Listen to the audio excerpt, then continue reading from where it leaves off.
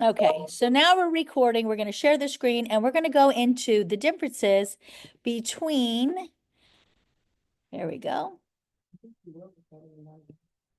No, I don't think I ever hit record. Okay, so here is an as-is contract and here is a residential contract. Now, guys, if you have questions, please unmute yourself and just jump on in.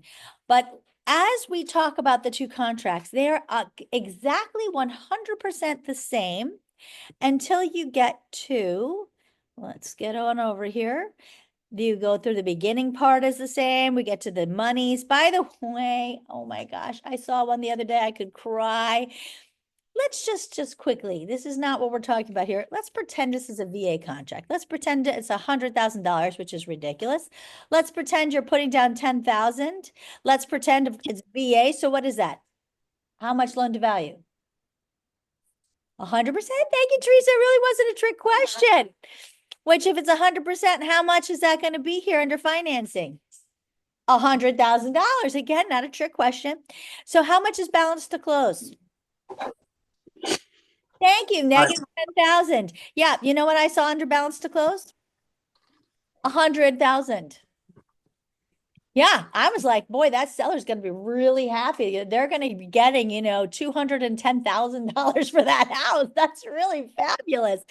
I mean, what is wrong with people? They just cannot grab their head around the fact that you have to subtract, right? You start at the top, you keep subtracting. So yeah, I don't know. I just wanted to make sure we're all clear on that. That was scary. Okay, all of this is the same, right? Occupancy and possession, financing, totally the same. Remember, you could say the contract is contingent, check all these things, but if you didn't check B, what happens? Is it contingent? No. No, thank you. Super fun. Yep, you got to check the B. Okay, keeping going. All the same.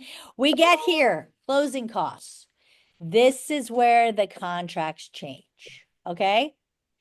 So this is the difference. So this is where the residential is. Let's go to the as is. They're all the same. Financing, totally the same. But we get to the closing costs and notice they just don't have that section. Let's talk about the difference here.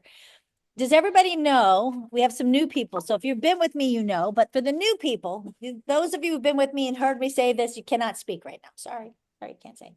Those of you who are new with me, do you know where the as-is contract comes from? Anybody know? It comes from who has been in this industry longer than 2007? Maria. You're the dawn of time, okay? I think you might even have surpassed me. When did you start?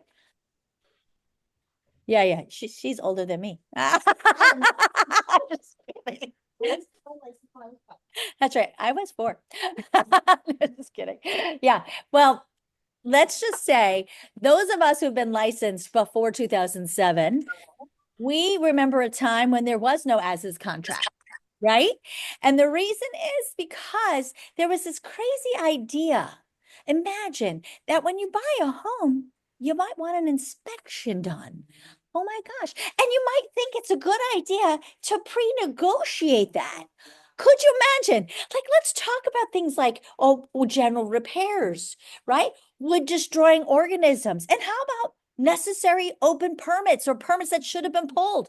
Why don't we, oh my God, pre-negotiate these things? Crazy concept. Because if we plan to buy a home, these things might come up. And this way, if we talk about it ahead, we might solve some of the problems before, right? Is that kind of like a crazy idea? So that's how we did business in what was called the residential contract. No one understood what they were signing back. That's true too, but you're ruining my story because this actually made sense. That did it, but this made sense, okay? And then what happened was crazy times. Market went nuts. And then everybody and their mother and the strippers too, everyone bought homes, multiple homes, right? Because we had something called pick-a-pay loans. Anybody remember a pick-a-pay loan? It doesn't matter how you want to pay for this, a 30-year, 15-year, or interest only. You pick it every month. It doesn't matter. And we're going to qualify you for the lowest payment. And guess what? you don't even need money to buy it because you're going to get the first loan and then you're going to get a loan for the second part. No money down. I mean, they give loans to everybody. We actually called it foggy mirror loans. If you could fog a mirror, you got it. I mean, yeah, it was insanity. It was anybody, if you could breathe, you pretty much got a loan. It was so sad. At Centerline, I did not allow for that. And they would qualify you on a pick a pay loan for the lowest interest only. So that was horrible because then what happened? Imagine there came a time where all this inventory was being built and all these people were buying all these homes that they couldn't afford, right? And suddenly the market started to turn. And what happens when things go up? They must come down. And they did rather quickly, did they not? And so banks started to panic and they started to call loans due. And these loans, if you had a pick a pay, they said you can no longer pay interest only. You had to pay like a 30-year.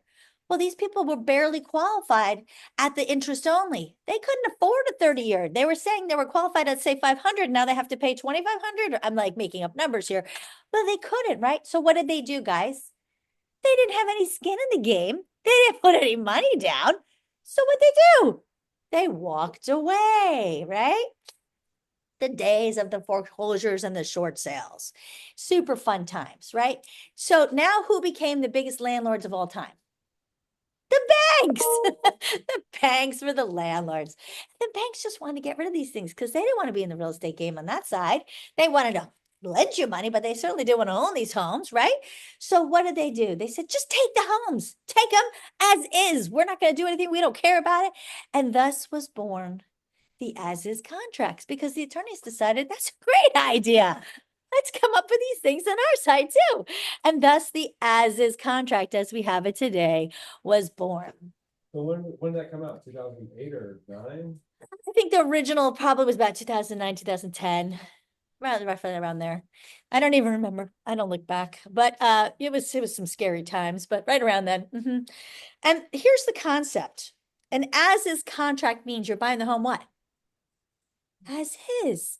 So really, if you're an investor, that's a good idea, right? Like, I don't care if the house is falling apart. I don't care if nothing works. You're just buying it as is, right? Buyer beware, caveat emptor, right? There you go. But is that how we truly use the as is contract, guys? No, because we're realtors in our world. What do? We have to change things. We have to meld it the way we want to. So what do? Well, we get these people in as is contracts, and then we go, okay, we're going to have inspections, and then we're going to ask for all sorts of the things. And then, by the way, do you remember it was a buyer's market? Remember that? So what do we really do? We hold the sellers over a cliff, and we say, if you don't do all these things we want, and we think that these repairs are going to cost 20 grand. So if you don't give us 20 grand, we're canceling. Right? And so basically we took you out of contract. We made you rewrite the contract the way we want it. Now you're going to give us either 20 grand to do all this stuff. And now we're going to go back into contract in a new contract, essentially, because this new contract is either going to have a new purchase price or it's going to include all these repairs. That never was included in a as is contract, right? Isn't that how we still use it today? Yeah, it was fabulous. Yeah, I love it. I hate it. Yeah, I know you do. Yeah, I know. Maria loves it. Yeah. Oh, see? Yeah, but that's what happens. Yeah. Yeah. This is not what the residential contract is, because the residential contract, again, was sort of crazy. We thought, why don't we talk about these things ahead? Why don't we pre-negotiate it, right? Let's not get out of contract. Let's put it in the contract. Crazy times. But what happened was, because this as this contract, which was short, simple, realtors just made it whatever they wanted to make it. I follow a real contract, right? They stopped using the residential contract altogether, which was longer, had more pages, a lot more words, so they didn't even know it existed, which is why most realtors today still don't really know the residential contract. And when you use a residential contract, they're scared of it. And that's why they all say, my sellers want a as-is contract. Do you think the sellers really want the as-is contract? They don't No. know. On the other end of it back in the day, because I remember those days. you know, if you filled in that you were gonna do 5,000 repairs, you know darn well, I was gonna find $5,000 in repairs. It's not that it needed 5,000 repairs, I was gonna find 5,000 repairs. Except, let's go into the contract, shall we? We're gonna have some fun here today, I think, because we have somebody who's from back in the day. Okay, so let's look at them. Let's delve into the difference. And listen, I'm gonna say this. Obviously, you know I have a preference because I didn't hide it, but there are pros and cons to each contract. Sure. There are times to use each contract. The most important thing, and the point of us having this class here today, is to know the pros and cons of each contract and to know when to use each. Because they're tools in our toolbox. They are tools in your toolbox, and you got to know the strength of each of them because they each have strengths, right? And on each side, whether you're on the buy side or the sell side, you have to know. Sometimes it's either one of them could be good for buyers and either one of them could be good for sellers. You just have to know. If you can't explain the point of it, the listing agent is gonna be clueless as to why you're even presenting it. Yeah, well, and you also have to know sometimes you can't come in with it and an offer because you'll have to understand that the listing agent's not going to understand it and it's probably not going to do well in a multiple offer situation, sadly. Yeah. So, yes. Someone say something? Okay. So let's take a look at this. What this is saying is if you say right here, the seller will pay and I'm on line 143, seller will pay the following amounts or percentages of the purchase price for the following. So if you can either put a dollar amount, which if I'm on the list side, I like to cap this. I like to have the conversation with the seller ahead to say, you know, your home is XYZ year old. We think it's in great shape. Why don't we put a certain dollar amount for general repairs? I think, you know, we probably could put maybe up to $2,000, $1,000, whatever. You could say zero here. It doesn't matter. I wouldn't recommend that. I would go at least $100, $200. Because there could be a GFI, guys. I mean, it could be so minimal. I would put something there, Don't break everything over 2 years. something silly, but I would put something there. I wouldn't go zero. I'd put at least $100, $200. Like, what's that, right? But I would put a dollar amount here. If I'm on the buy side, I'm leaving it blank.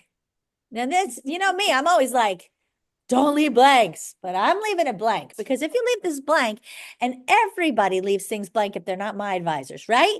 Because that's what they do. They never fill anything in because if left blank, but not here. Here it says if left blank, 1.5% of the purchase price. So our purchase price, well, with Sotheby's anyway. And I'm hoping they don't actually know how to read a contract and realize what that means. What do you mean know how to read the contract? You mean just read the contract? Okay. They don't even read it. So let's say a $700,000 home, which is not crazy, times 1.5%. That's 10,500 you just negotiated for general repairs. Now, WDO, wood destroying organisms. Again, you leave that blank, it's another 10,500. And costs associated with closing out open expired permits or obtaining building permits for existing improvements which needed a permit. Now, you can't take the 10,500 times it by 3 and get 31,500 for one item.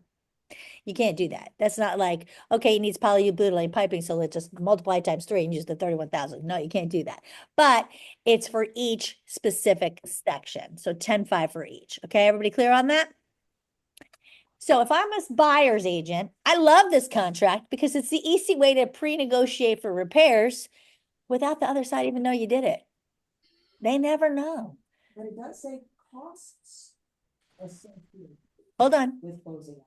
We're not there yet. Well, and honestly, unless you're like downtown or in Lake County, but if you're in a brand new home in Windermere, well, brand new, not that, you know, it depends on where you're looking at. That's going to be something interesting, but let's go on with that. Okay, but this is a great section because if you leave it blank and you're on the buy side, I guarantee 9 out of 10 times it's not going to be noticed. Now, here's also another thing. Let's say you're on the sell side and you knew to cap it, right? But they came in, they left it blank. You're going to counter, right? And you plan to cap it here, right? But instead of coming back on a clean contract or just marking up the contract, you use the, what's that one form? the counter form. Don't do that. I've had an advisor, good one. She was licensed in multiple states. She used the counter form. She forgot that section. Well, what'd she just do? She just opened the risk for her sellers of up to 1.5% of the purchase price for all of those items. This is why I hate the counter form, because it's very easy to miss one little thing, which in this instance was very costly. You follow me? So I highly suggest never using a counter form. If you're going to counter on the contract. Counter with a clean one, counter on the one marked up, but counter on a contract. You don't want to miss, especially if it's a residential contract, that's a bad one. Well, especially on something like that where it doesn't sound like it's gonna be expensive. You're thinking, oh, well, perfect's $500. Yeah. Okay, well, if you've got Yeah. something that wasn't permitted and there's an addition, say. Yeah. In an area where you have a lot of additions and it wasn't permitted, they make you demo that room. That's $100,000 demo cost. Well, not only the 'Cause permit demoing, wasn't obtained. sometimes they'll just make you bring it up to current standards. That's not a $500. That's very expensive. We actually had a listing from a builder, guys. This is how pathetic this is. It was actually the builder who did an unpermitted outdoor kitchen. Okay, if a builder themselves does not out-permit their outdoor kitchen, there's a reason they're not permitting that. They knew that they did and it had electric and it had water. Okay, it had many things that needed to be permitted and they did not do it. Why do they do that? They knew there was a reason they couldn't get it permitted. And they kept trying to sell it. We had to disclose it. And they said, well, can you sell here's a question. Can you sell a property with permits that needed to be done, or can you sell a property like that? Yeah. Yes, you can. That's actually acceptable. Yes, you can. Exactly. There is no mark on the title that says you cannot. Does it negatively affect your value of the property? Yep. Absolutely. Right. But you can sell it. So you have to disclose it. Could we get anybody to buy it like that? No. I'm going to tell you, no, we couldn't. So he ended up having to demo it. But my point being, you have to be very knowledgeable about this, because you don't want to be the one with the buyer who didn't know it, who didn't get it checked out. Well, we're going to talk about that in a minute. I'm going to put that on hold. Let's put that on hold for a second. Okay. Now moving on. Let's get over to my favorite part now, which is talking about the inspection period. So this is in the residential contract, right? Now it tells you right here, the property inspection period, the buyer shall have, if left blank, 15 days, same thing, within which they can have at their expense, they can conduct the general WDO and permanent inspections. If the buyer fails to timely deliver to seller written notice, which is the report required, then, except for the seller's continuing maintenance, the buyer shall have waived the seller's obligation to repair, replace, or treat and remedy the matters. So whatever you say the inspection period is, they have to give you, and I request the report. So it is the summary report from the inspector. Okay, that's what you want. Now, of course, if they've done any damage during that time, they have to repair it. Same thing in the other one. Let us look real quick at the as is and see what they say under their inspection. Can we? Can we? Buyer shall have, if left blank, after the effective days, to have such inspections of the property performed as buyer shall desire during the inspection period. If buyer determines in buyer's sole discretion that the property is not acceptable to buyer, buyer may terminate the contract by delivering written notice of such election to the seller prior to the expiration of the inspection period. If buyer timely terminates the contract, the deposit shall be returned to the buyer. Thereupon, buyer and seller shall be released from all further obligations of the contract. Does the buyer have to have an inspection? Nope. Does it have to be a buyer license inspector? Nope. Does the buyer have to tell you why they're canceling? Nope. Exactly. So what is this? This is a cancel for any reason clause. This is my buyer wants to fly down and check out the. This is a put your property on hold. This is a layaway clause. Change my mind clause. Yeah, this is all this is, guys. Yeah, okay. So let's go back into the residential. Well, you might love it. or you might not. We're gonna go back to that. Depends on what side you're on, right? Right, right, exactly. Provide the inspection to the seller? If the seller requires it, sure. Mm-hmm. Hit me. I like it. Residential, if you're going through the inspection and Yeah. an item on the inspection report says that it's near the. Well, end of- we're gonna get there right now. Thank you for going there. Okay. Thank you. Carrie, Yes. I'm having problems hearing some of the comments in the room. If you Yeah. could repeat them, that'd be Well, great. I'm not going to repeat that one because we're getting there, but yes, but thank you. When it's relevant, because I will repeat it, but Teresa's cutting to my next point. So she gave me a segue, but we're going to get there right now. So thank you. Okay. So here we go. Bless you. So here we go. So here it goes into the general inspection. Okay. So here it tells you in the general inspection, right? You have to have it conducted by those inspectors who hold a Florida license to repair and maintain. The buyer shall have the inspection performed. Let's admit somebody here. And it has to be in a condition that is required. Now, here's the point with property inspection. First of all, let me just say this. If it's a WDO, they have to be licensed for WDO. It has to be done by someone who can actually look at permits. Everything has to be done by someone who's licensed in those areas. The cousin, the brother, the uncle, the dad, these people cannot actually do the inspections, right? They actually have to be licensed in the state of Florida. You can't be licensed in New York and do it here. It doesn't work that way. You have to be licensed in the state of Florida in those specific areas, okay? Number one. Number two, this is my favorite part. And this is going to go to your question. Property condition. I love this part, guys. The following, and I'm on line 293. The following items shall be free of leaks. Call me crazy. This just sounds kind of normal. But this wouldn't work in an investment property, okay? The following items shall be free of leaks, water damage, and structural damage, ceiling and roof, including fascias and soffits, exterior and interior walls, doors, windows, and foundation. All of the above, together with the pool equipment, non-leased major appliances, heating, cooling, mechanical, electrical, security, sprinkler, septic, and plumbing systems, and machinery, seawalls, dockage, watercraft lifts, and related equipment are and shall be maintained until closing. Here's the thing, in working condition, not brand new, working condition. Torn screens, including pool and patio screens, fogged windows, and missing roof tiles or shingles shall be repaired or replaced. Not brand new. Repaired or replaced, because they could be repaired, by seller prior to closing. Because look, if your screen is torn, is a bug going to get in? Yeah, so it's not working condition, right? Exactly. If you have a shingle, an architectural shingle comes off, that is part of the structure of the roof. Therefore, your roof is now compromised. It needs to be replaced. Okay, you guys with me? The seller is not required to repair or replace cosmetic condition. Now, this is my favorite thing. Unless the cosmetic condition results from a defect that they're required to replace. So working condition means it has to operate in the manner in which the item was designed to operate. Cosmetic means aesthetic imperfections that do not affect the working condition. So here's some of the things that would be cosmetic.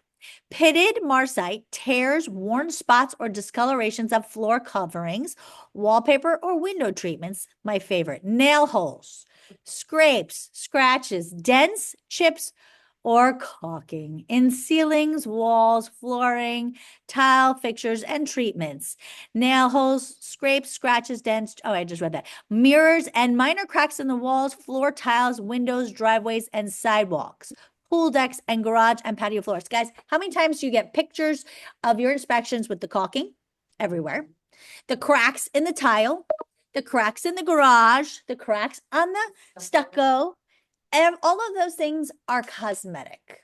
All of them. Now, my favorite here, cracked roof tiles, curling or worn shingles, and limited roof life shall not be considered defects that the seller must repair or replace, as long as there's no leaks, leakage, or structural damage. So, limited roof life. Your AC is coming close to the end of its life. means nothing.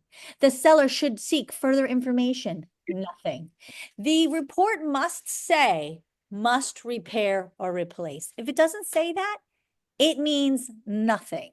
And they're not affected under That- that. Exactly. So for example, I had an agent once, she would not use this contract. She would only use the as-is contract. And I said, you know, when you go to your seller, you should explain there's two contracts that we use. Ask your seller. We have two contracts that are very common here in the state of Florida. You have the as-is and you have the residential. The as-is, people could come in, they could put your home on hold, essentially. Then go have people look at it, have an inspection, have not, maybe tell you they want all these things done, ask you for all this money, and then say, if you don't do it, I'll cancel. Or you can actually have a contract where you agree ahead on what you will do, and it's only pertaining to working condition. And if it comes back that there are things that are wrong, then they have inspections done. You go ahead and have the report from the inspector, and it must say must repair or replace.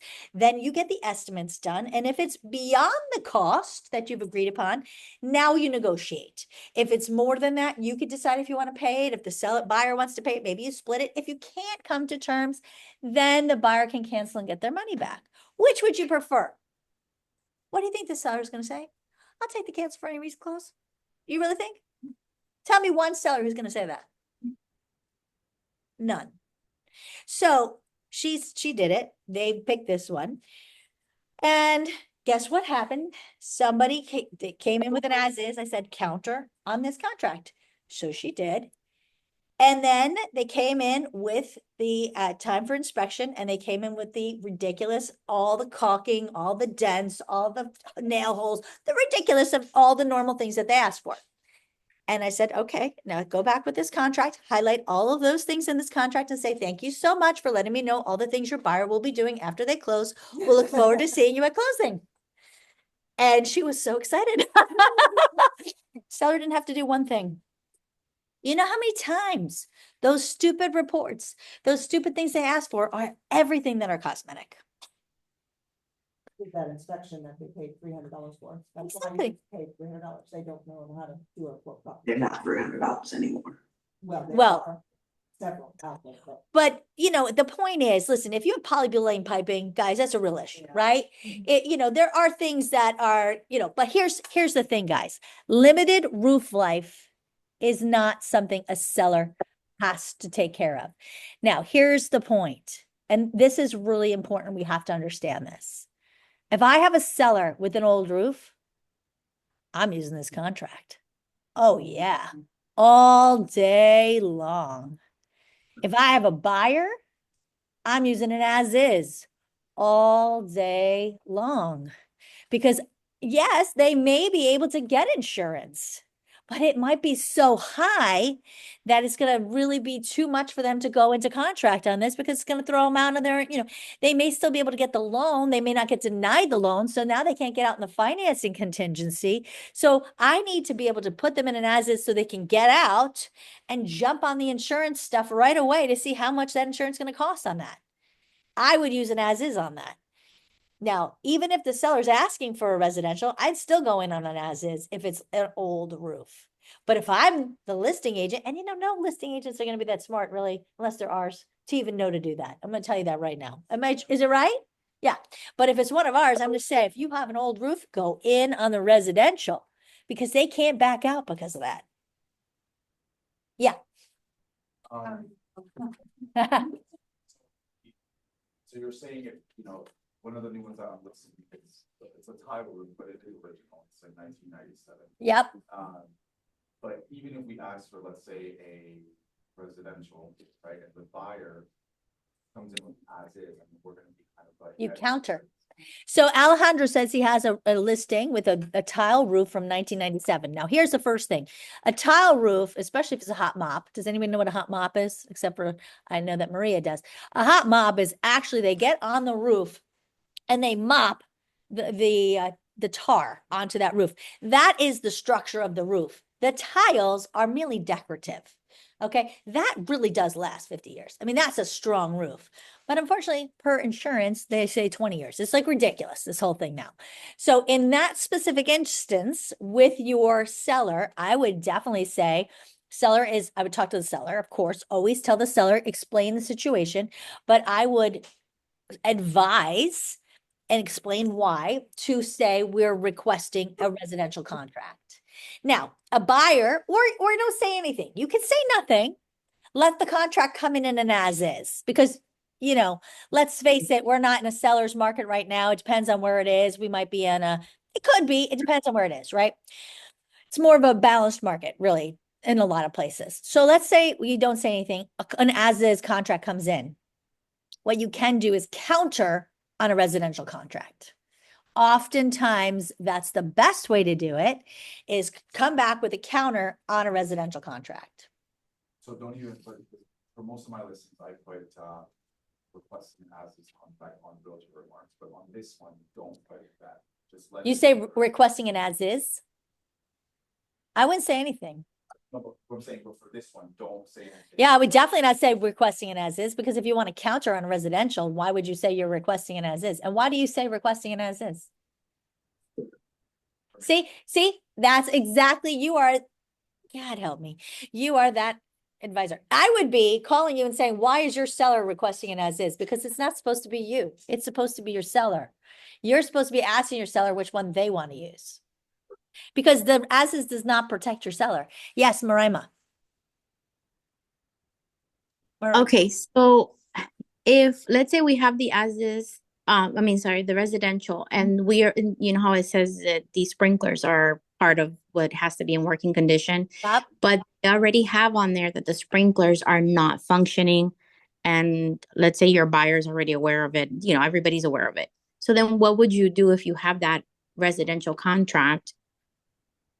So if you are going to have things that are already not going to be working, you probably should not be in a residential contract. That is Okay. really what an as-is contract is for. That's why it's very hard to be like, have your cake and eat it too kind of thing. Now, one thing I want to show you in an as-is contract, which a lot of people don't understand, and you really need to understand this.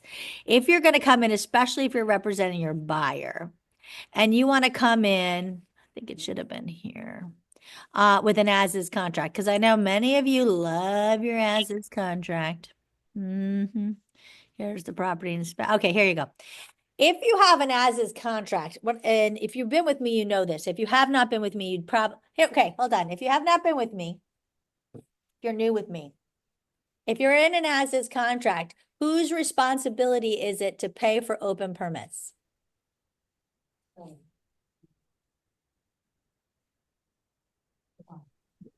It is the buyer, and you've been with me, Teresa, so you knew that. Yes, look at this, guys. If you're in an as-is contract, right here, it tells you, line 275, walkthrough inspection on the deck. No, did I lose it right there? No, sorry. 280, seller assistance and cooperation to close out of building permits. If buyer's inspection, whose inspection? Buyers of property identifies open or needed building permits, the seller shall promptly deliver to buyer all plans, written documentation, and other information in the seller's possession, knowledge, or control relating to the improvements of the property that are subject to these open or needed permits. And they'll cooperate in good faith with the buyer's efforts to obtain estimates and repairs and the work necessary to resolve the issue.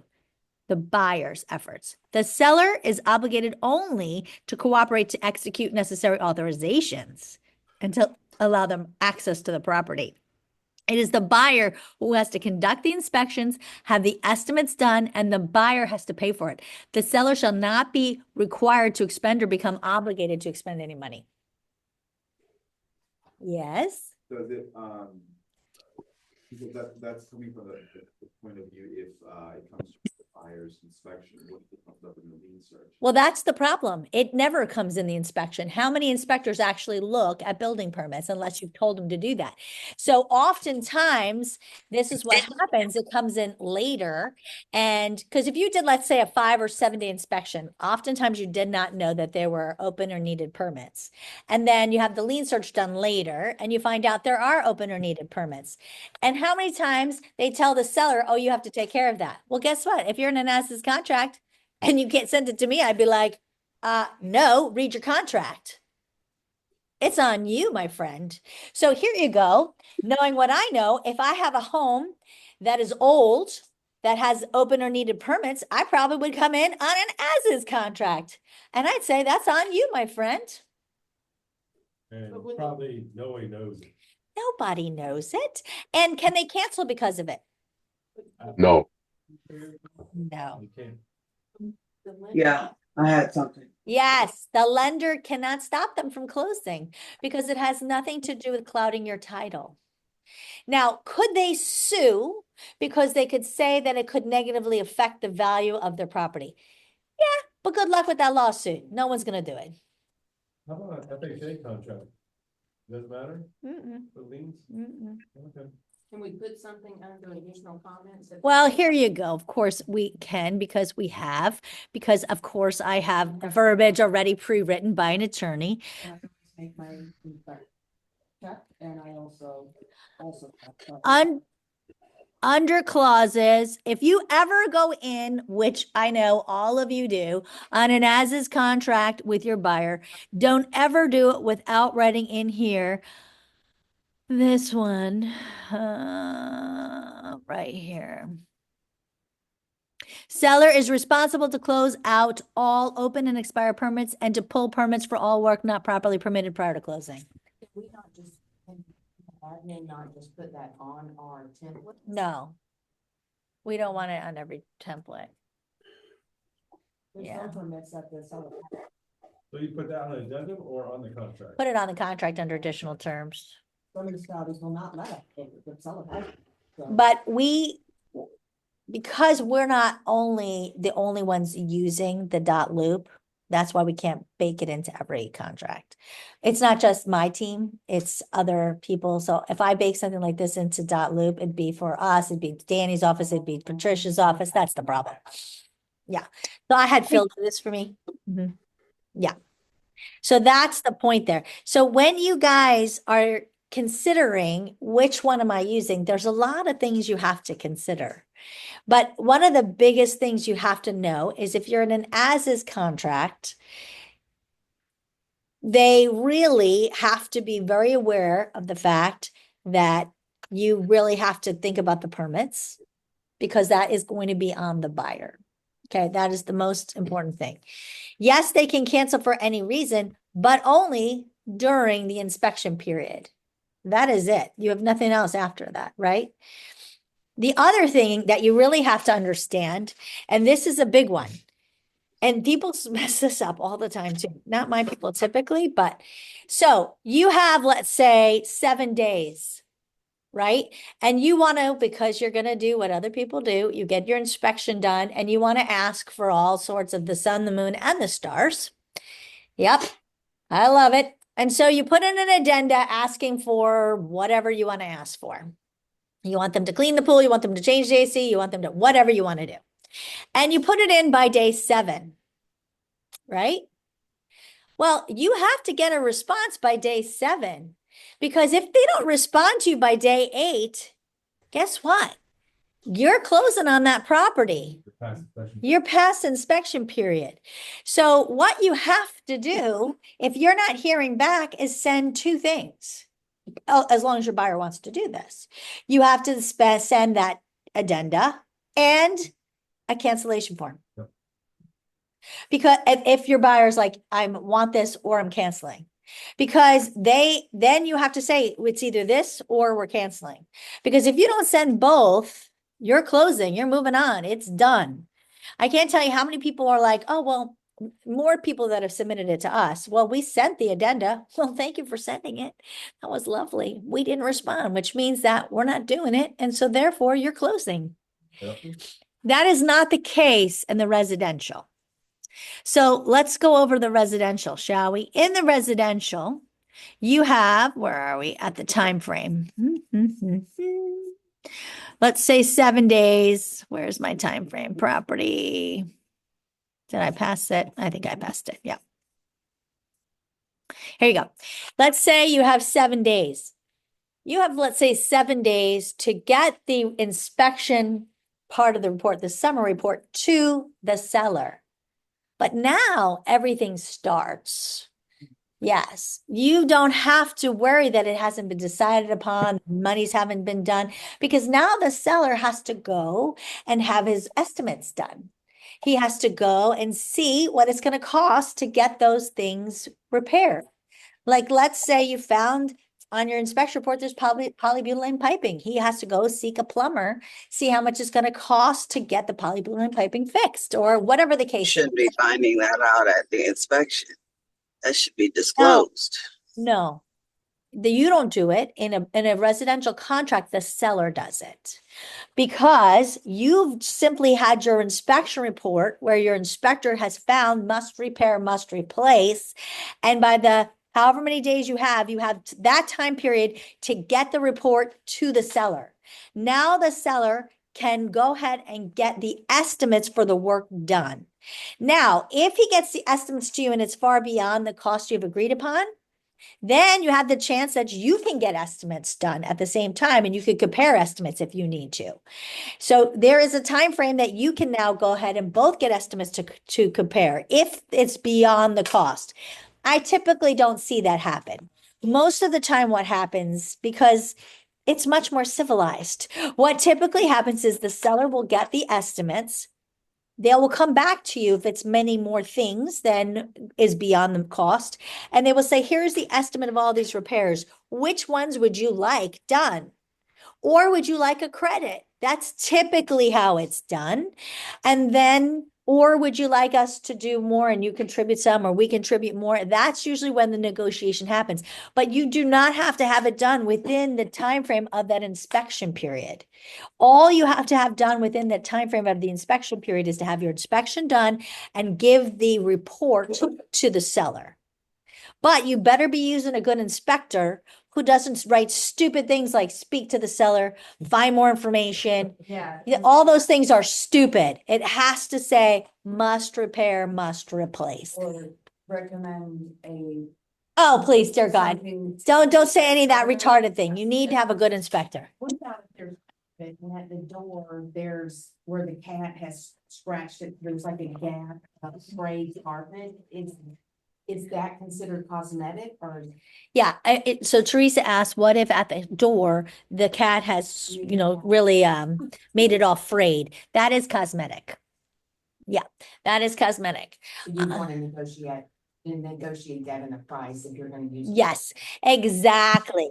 If you're using a residential contract and you see things like that, or like worn wood floor, where it's worn or the sun has like bleached it, that's cosmetic. Yeah. You need to negotiate that into the price when you're putting in the offer. So how long would Very. that actually go on for? Because you're Yeah. saying as soon as you do the inspection report, Mhm. then the time starts. Right. Well, remember, you have a closing date and the work has to be done before the closing date. So there is, obviously time periods that the work has to be done prior to closing. They also will give you receipts for the work that will be done. So, but here's the great news. If all the work can be done, and I'll get to you, Alejandro, in 1 second. If all the work can be done under the cost that you've already pre-negotiated, let's say you said 5,000 and everything can be done under 5,000, you don't even need an addenda. Oh, Because your addenda, if you will, is your inspection summary report. That is your addenda. It tells all the work that said must repair, must replace, and it can be done underneath the contract because you've already agreed to the amount. So you already know it's being completed. Alejandro. I'm sorry to reiterate, to go back to the question that I had in regards to the. Oh, my God. The as-is contract states, like you mentioned, that if it's found during the inspection period, you have to basically facilitate for the buyers to kind of get that done. But I don't know if you answered the question if, let's say the buyer is wanting you to close them out. And you're like, well, per contract, it's your responsibility. And buyer's like, well, I'm not gonna close it out. You have to pay for it.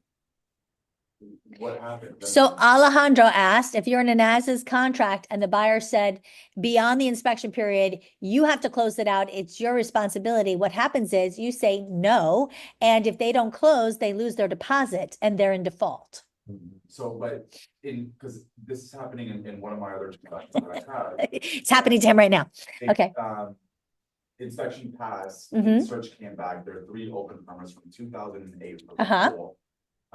And our title company said you can either get them closed with the county, or you sign a hold harm list between buyer and seller. Mhm. Buyer's agent has no clue what's going on. And he Surprise. didn't talk about the hold harm list, so in an effort to close the transaction, my seller said, look, we'll do what we can because we want to close on this property. But if the seller was not as willing to try to get the deal closed, they could essentially say, no, we're not dealing with that. You either sign the hold harm list or you lose your deposit. Correct. So what Alejandro says is he has a contract right now. They're past the inspection period. They had found out there's 3 separate liens, not liens. They're not liens in the They're property. Open building. There's a difference if it's a lien. There's that, because that's a cloud on a title. There's 3 different building permits that are open, and the title company said you can either close them or you can sign a hold harmless, but it's not a lien on a title. So therefore, the buyer's agent doesn't know what's going on. So in an effort to close it, the seller's trying to do it. But if the seller wasn't so willing, you could simply say, listen, either you do it or you're in default. Now, there's 2 things that can happen in default. The number 1 thing that happens in default is the buyer loses their money. That's the first thing that happens. The second thing that happens is the seller could sue for performance, specific performance, which could make them close. So again, this is going to depend on the price of the property. We've had where the price of the property was over 2 million. The seller sued for specific performance and made the buyer close. Wasn't in for that purpose, but that happened twice. Or the third thing is that if they didn't sue for specific performance, they could sue for damage. There's a billion things that they could sue. Once attorneys get involved, it just gets nasty. But at the very least, they will lose their deposit. Yes, because the buyers will be in default because the buyer has no right to cancel. They're out of the cancellation. Yes. And I will, so if, to add that point in, this buyer is a buyer from Jersey, and they're thinking they have a mentality of Jersey where it's an attorney state. Right. So So the buyer being from Jersey, thinking it's an attorney state, the attorney's going to handle everything is the problem because they have a bad agent who's done nothing, who hasn't explained anything to him. And that's the problem. This is not an attorney state. Their agent didn't know anything about the as-is contract, knowing that it's their responsibility. And that's the problem is on the agent. So literally, if you said, I'm sorry, per your contract, highlight that part of the contract and send it back to them. That's what I would have done. As a matter of fact, you probably still should do that. If it were me, I would highlight that part of the contract, send it back to them, say, as you can see per your contract, it is your responsibility. The seller, out of the goodness of his heart, is helping, but know that if this doesn't get done, you'll be expected to close. yeah, I felt it on. Thank you. I would still do that. Yes. Karen, Yes. I do have a question regarding, it's so crazy because the scenario you gave just now, Was yours? well, it's very similar. Today's the end of it. I'm using a residential contract, and it's 5,000, for the general repairs. Today technically is day 10, and we had already submitted the repair addendum day 7, which is crazy that you said that. But basically right now, my question is, in order for us to move forward, there is a loan that we're working with in this contract. Shouldn't we have some sort of response, or does he have 10 days? Because he texted me back this morning saying that he had 10 days To to get the respond repairs. to the repair addendum. He does. Okay, so what does that mean as far as, because my buyer just wants to make sure that, certain things we're either going to get a credit they're okay with, or they're going to get these things repaired. So we've done our due diligence within the 10 days. You've done what you needed to do. Mhm. Here's what's going to happen. You just need to know that the things that you've turned in will be covered under what was it, $5,000? Yes. Yeah. If it is not, then you will get to cancel and get your money back. I'm sure your buyer does not want to do that, but No. that is the next answer to the question. So what they're doing now, or should be, is getting their repairs estimates done. So they're Okay. just trying to make sure that they can get that work done within the $5,000 that they have agreed upon. Okay, perfect. So we're good to go then. Yeah, Thank you're you. fine. Yep, you did it in the right time frame. Yep, you're good. Thanks. Great questions. Okay, anybody else have Carrie? a question? Carrie, Mhm. it's Keith. Hey, Keith. Hey there. Hey, I got one that's going on right now. The inspection report came back. I'm the seller, or I have the seller. Everything on the report says recommended or maintenance. Yep. And one of the things that they're really pushing on is under maintenance and raising of the sprinkler heads. I said that it was maintenance and it doesn't need to be repaired. And they're pushing back on it. Who's right? You are. If it doesn't say must repair, must replace, then you do not need to do it. Maintenance and recommended are the wrong words. Highlight it right from here where it says must repair, must replace. And if it doesn't say that, then they don't have to do it. And I couldn't find that, so if we can work on that. He's probably what? He's probably on It- there. No, he's not. He's in a residential. Mm-hmm. Yep. So is it just that the inspector used the wrong wording? Yeah, he said recommended. It doesn't have to be recommended. It has to be must repair, must replace.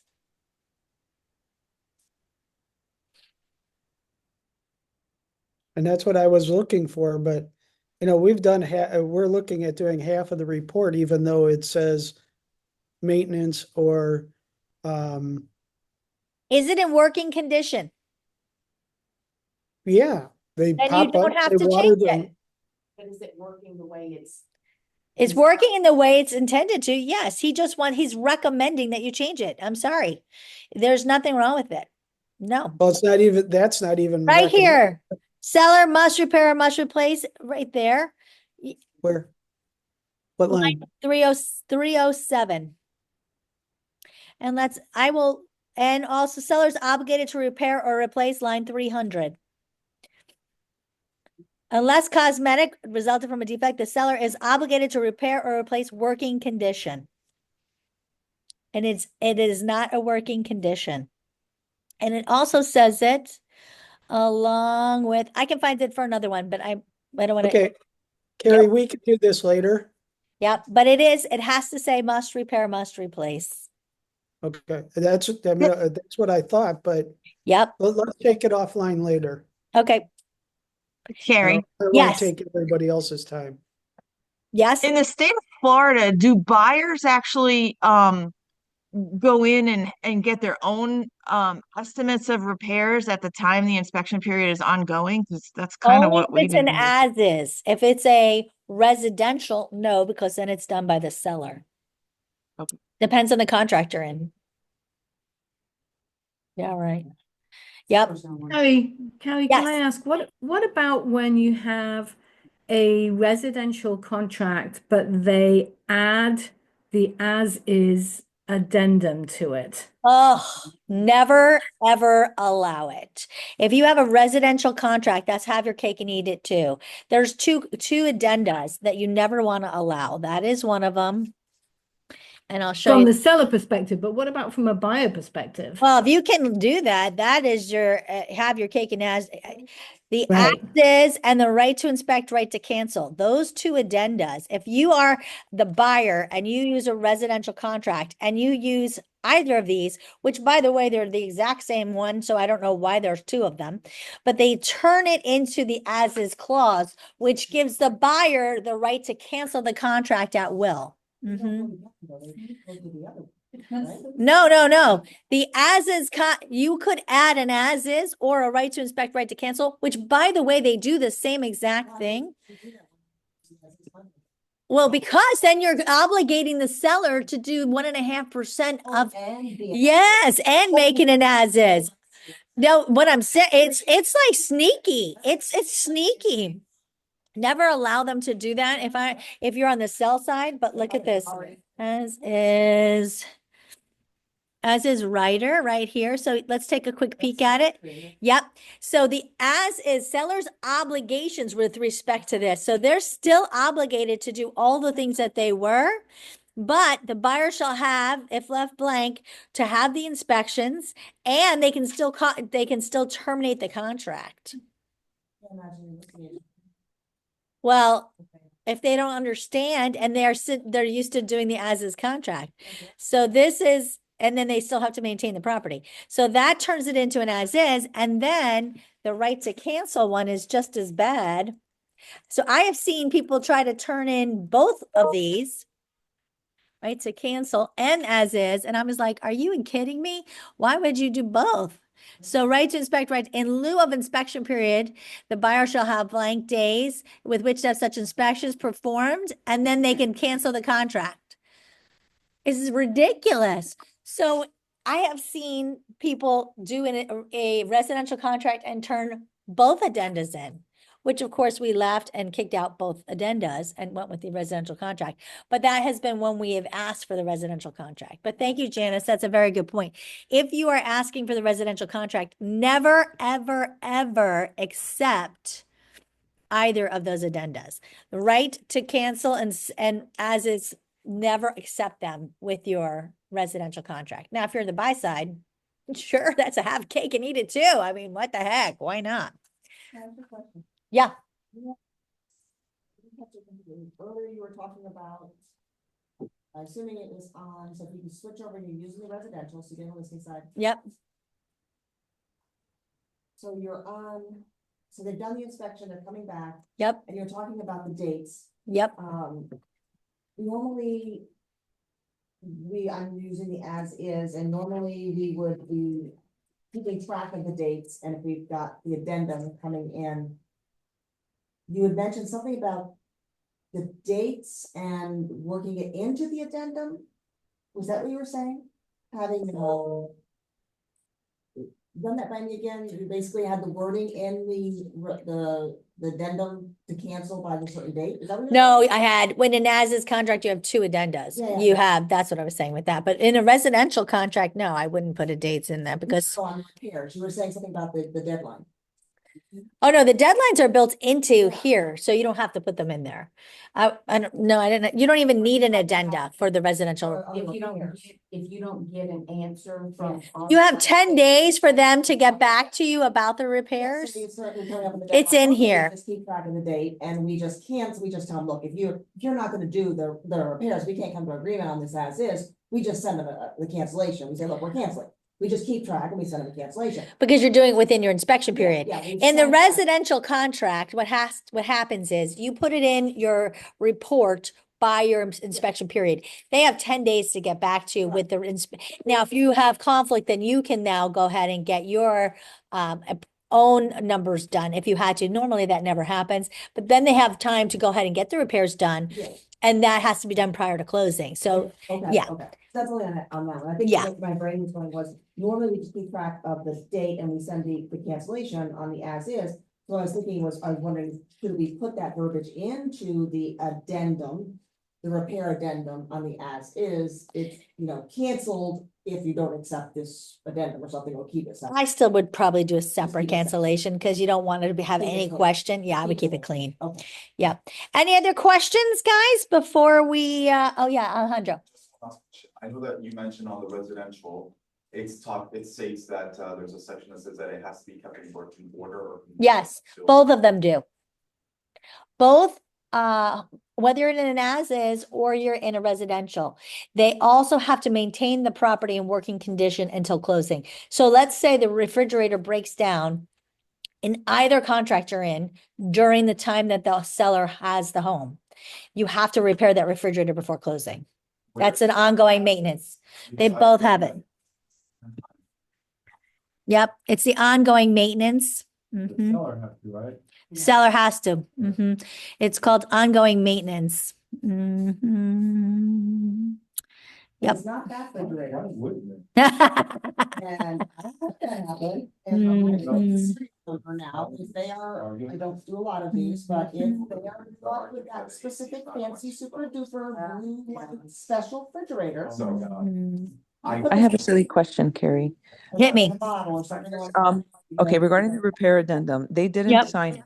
They're still meant to sign it after, or do we need to sign They it? don't need to sign a repair addenda. If the things that you put from your inspection report all can be kept taken care of with the monies that you've agreed to, you don't need an addenda. Got it. Okay. Yeah, Thank you. because the addenda is your report that you've already submitted. Okay. Let me get over here.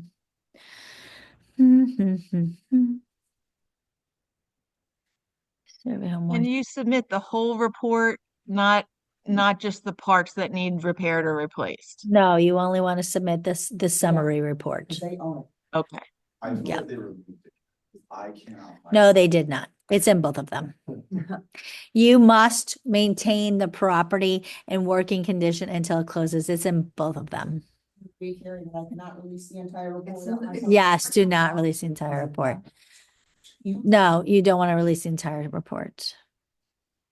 I can't stand- Maintenance condition, here we go.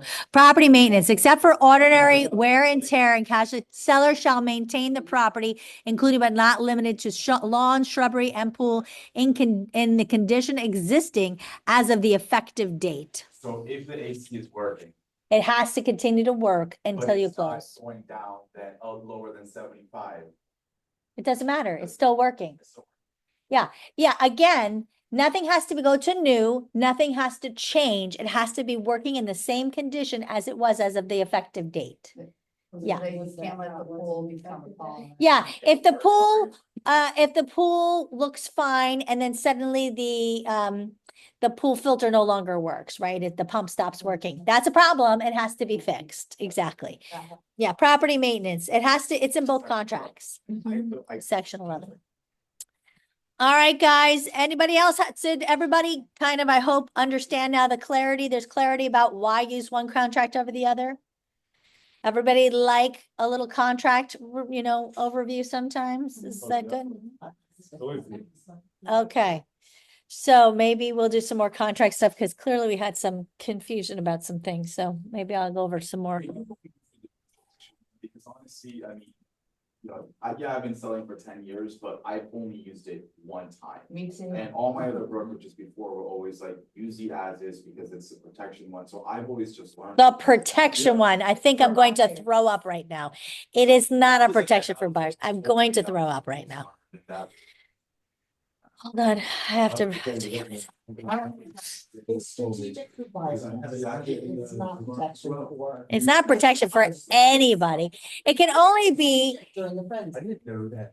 If you know what you're doing. if you know what you're doing. Like, look at the buyer's rep who has the permit problem. And now that buyer could be screwed out of how much money because now there's a permit. Because you need to know what you're doing. No protection. Okay, well, guys, thank you so much for coming. Does everybody online want some more contract training? Yes. Yes. Yes. Okay, what would you like me to do next Yes. week? What contract would you like me to go over next week? Buyer broker. Is it a newer AC? The buyer was saying about buyer broker. Because it goes on to the front of the outside. Oh, that, when they go That's like new back and AC. forth. Anybody have a request about next week? All right, I'm gonna put in a contract training for next week. We're doing contracts. We're doing contracts, people. Okay, sounds good. Maybe going over a little bit more VA. All right. Send me some stuff that you want me to go over and we'll do all sorts of contract training next week. All right, guys, have a great rest of your week. Bye.